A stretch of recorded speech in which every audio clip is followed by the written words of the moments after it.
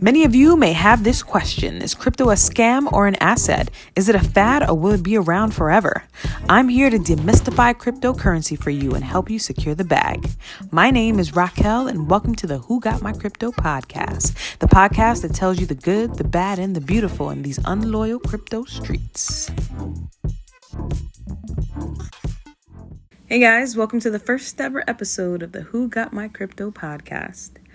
And my name is Raquel. In this podcast, as a first episode, I will be talking a bit about myself, me on my crypto journey, what I want to do, and just whatever comes to my mind, whatever the spirit leads me to say. First things first, I've been in crypto since late 2017. I'll never forget it. I was going to see a holistic doctor for my eczema. I remember it was an afternoon in downtown Brooklyn. And it was one of those cool buildings. I mean, it was one of those older looking buildings, but it's kind of like archaic, but it's pretty cool. And I had an appointment in there. Went in there, waited. Little did I know that day I was going to be in for an amazing discovery. After the doctor saw me,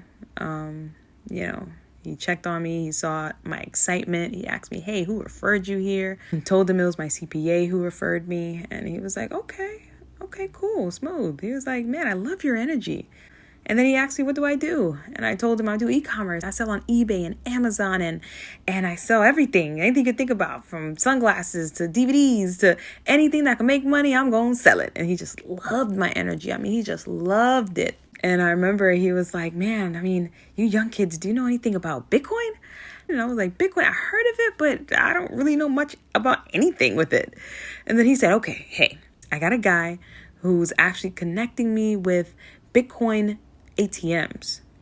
So I'm like, okay, can you explain a little bit about this? So he broke it down a little bit. I got excited, broke down a little bit more. My eyes got even more bigger.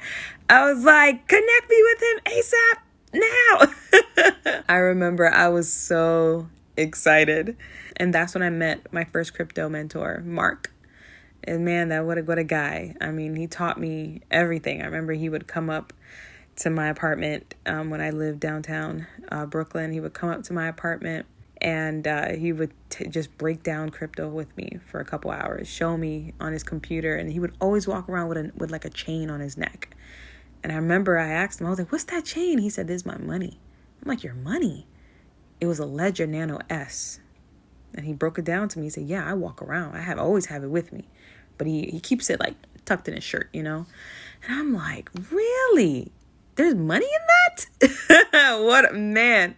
He taught me all the basics about, ledgers and how to get a wallet and Coinbase and Coin Market Cap and all these little things, all these basic things. Man, my mind was just blown. And I remember too, Ethereum was like, I don't know, $300, maybe.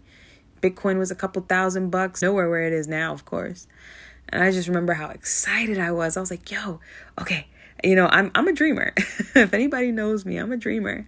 So I get excited. I was already thinking 10 years down the line at that one moment. It was funny. It was exciting. It was funny and exciting. Man, Mark, I miss you, man. I miss you, Mark. I got to hit up my brother, Mark, man. Thinking about it right now. But yeah, that started my journey there, and then I remember I jumped on YouTube, of course, YouTube University. Jumped there, and from there it was great, I was able to link up with people like Trey. I saw another event in Florida, Orlando. It was an event called No Quitters. It was dope. It was super dope. Over there, man, I met people that I consider so close as my blood family, I met at that event, man. What an event. But that event, I learned a lot about crypto there too, guys. I learned a ton. I was introduced to a lot of different things, things I don't regret. Even though I got wrecked a lot in those programs, I don't regret them. BitConnect, I remember I tested that out. I tested out USI Tech. I tested out all these rah-rah promise to give you certain amount of rewards. It was crazy. It was crazy, man. Oh, what a time. What a time. Wrecked. I got super wrecked. I'm talking about thousands, tens of thousands of dollars gone. And I remember I took a little break from crypto after that. I still had a lot of coins, don't get me wrong, because it was like Pokemon for me. I had to catch them all. I had to catch them all. I needed everything. If you even sniffed a coin, hey, Raquel, black coin, I'm getting it. What was it?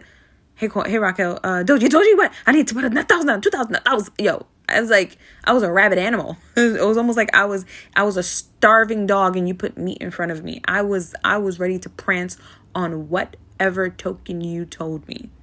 Like, I thought I had to catch them all because I was like, I just need one to pop.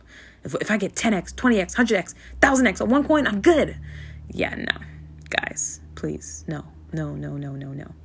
Never. Never move like that. That's one thing I learned about this crypto game, guys. Never feel like you need to FOMO into anything. FOMO is the fear of missing out. The fear of missing out is anxiety.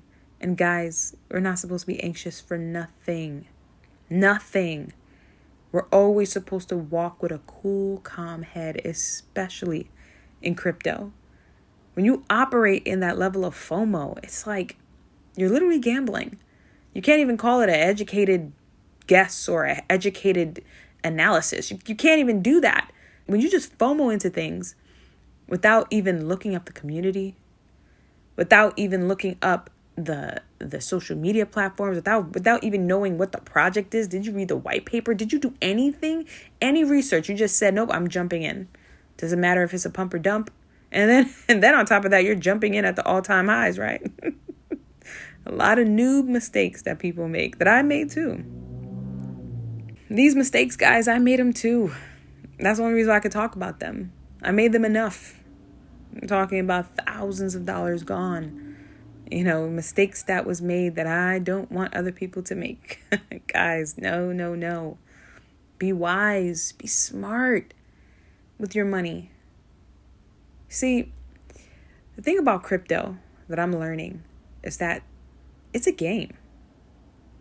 Crypto you can look at as a game, a strategic game. You got to properly research and have an eye for it.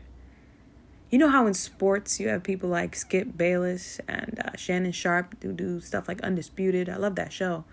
And Skip always talks about something called the eye test.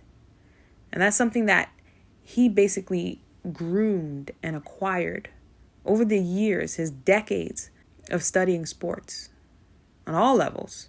There's something called the eye test in crypto too, where you can see a coin, you can see a chart.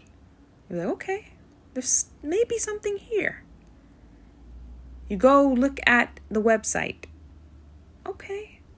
Look at the devs who was behind it. Okay. Look at the technology that's behind it. Okay. Look at the community that's behind it. Okay. You're like, yo, you know what? This don't seem that bad. Do your research. And after doing that a couple of times, it becomes second nature. It becomes something that you can just look at and say, yo, this looks good. This looks like something I'm willing to take a risk on. This looks like something I'm willing to take a chance on. And again, that's one thing I learned. Never spend more than I'm willing to risk. Never. When you go into something like crypto, guys, again, learn this the hard way. You got to be willing to lose it all. If you say, hey, I'm willing to try out $10,000. That's my little test money, my little play money. And if it goes away, then boom. Because not everybody's dollar valuation is the same thing. At one point in my life, $100 was like $10, $5 to me. But to some people, $10 is like $100 to them. So you got to be mindful of that. So for some people, if 10K is their quote unquote play money and that's what they're willing to risk to go test out a coin, then more power to them. To each its own. But if you know you're somebody who can't even risk $50 right now, 3:30 in the afternoon on a Thursday, I'm like, I can't even risk to lose $50. Then nah. Don't just go head first into a coin like that. And especially if you're about to FOMO in. One thing I always tell my students and my mentees, guys, only invest what you're willing to risk. And that's how it is with the stock market. That's how it is with any investment you do.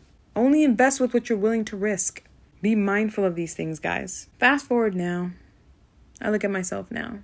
This won't be too long. It's my first episode. Maybe I should make it long, but it won't be too long.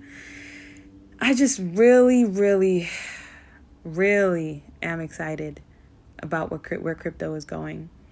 I mean, you see NFTs, those JPEGs. I have a lot to say about those JPEGs. You see where these yield farming, you see all these new projects that's staking, proof of stake. I'm so excited for proof of stake, guys. In the next coming episodes, I'm definitely going to be focusing on a lot of different things that I love. That's what I want to do. Crypto was fun to me. Crypto is fun. I enjoy it. I wake up with a fire for it.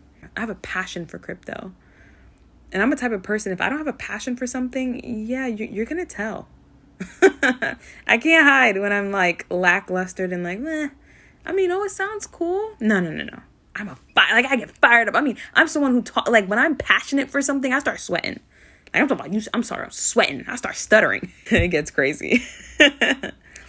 But yeah, I'm excited. Been in crypto since 2017.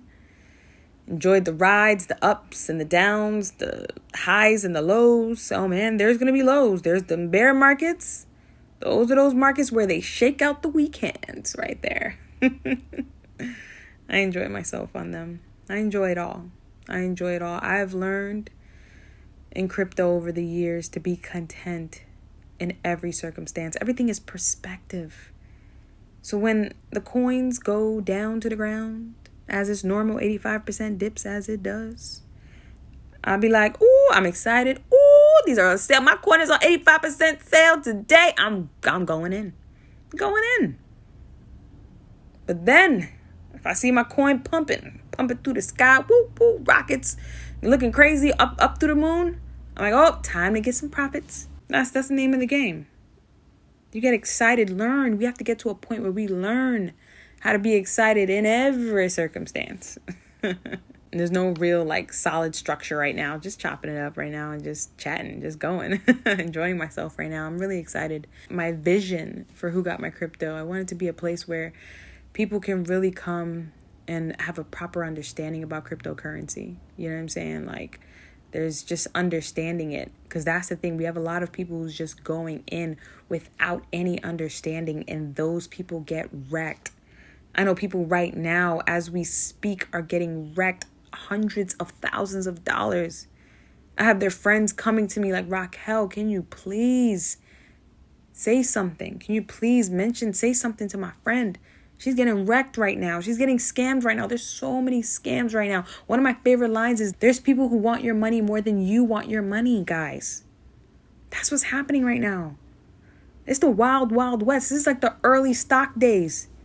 There's people getting highly rich, and there's people who's getting highly wrecked. Okay? So let's do our best, guys, to not fall in the wrecked category. No. Let's do our best, guys. All right? So I'm going to wrap up this first episode. And thank you guys so much for listening. I'll catch you guys in the next episode.